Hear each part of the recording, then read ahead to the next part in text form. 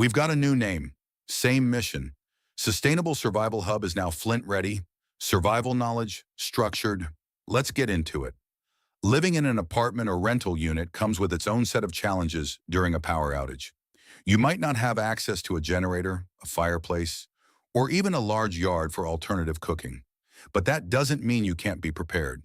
In fact, for under $200, you can assemble a robust power outage survival kit specifically designed for renters.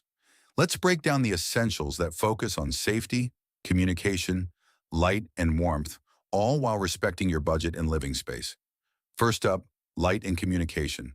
When the grid goes down, your smartphone will eventually follow. Invest in a couple of good quality, battery-powered LED flashlights. Headlamps are fantastic because they keep your hands free. Aim for at least two with spare batteries. A budget pick here is the Energizer LED headlamp 2-pack for around $15. A small LED lantern can illuminate a whole room, creating a much more comfortable environment. The Eveready LED area lantern runs about $10. A portable power bank is crucial for charging your phone, tablet, or other USB devices. Look for one with at least 10,000 milliamp hour capacity. The Anchor Power Core 1000 is about $25, and a no AA weather radio with a hand crank is non-negotiable. It provides vital weather alerts and emergency broadcasts when cell towers are down.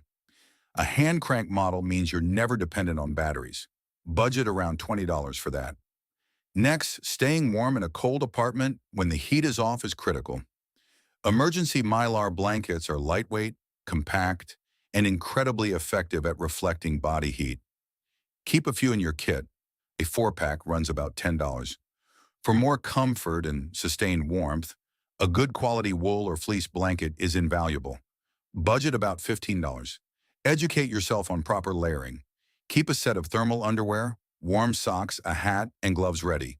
If you have space, a small pop-up tent can create a warm zone in your living room, trapping body heat for significantly increased warmth. Water and non-perishable food are next. Store at least 1 gallon per person per day for 3 days.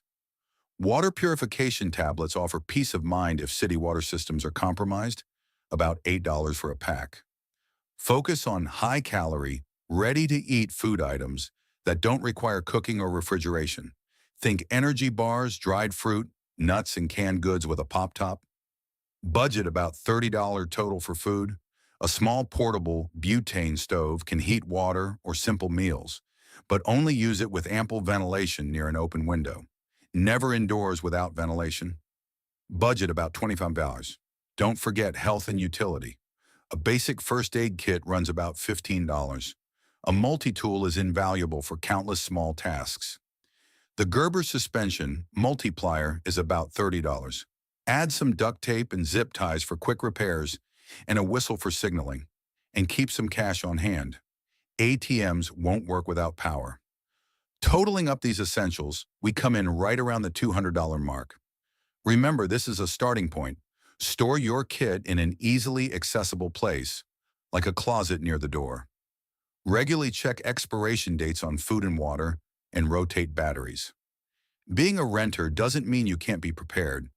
It just means being smart and strategic with your survival supplies. A power outage can be daunting, but with this kit, you'll be ready.